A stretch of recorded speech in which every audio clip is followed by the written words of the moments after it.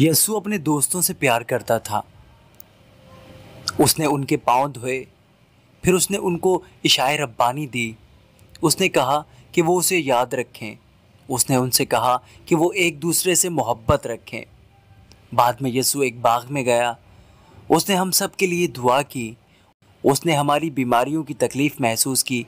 उसने हमारे गुनाहों की तकलीफ़ महसूस की।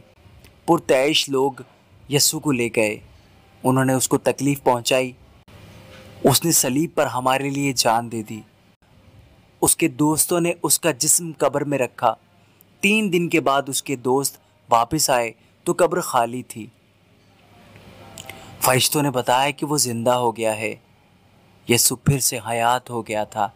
यीशु के वसीले हम सब भी मरने के बाद दोबारा जिंदा होंगे। यीशु मुझसे मोहब्बत करता है। यीशु आपसे मोहब्बत करता है। और हम इसी मोहब्बत को याद करके इस ईस्टर को ख़ास बना सकते हैं।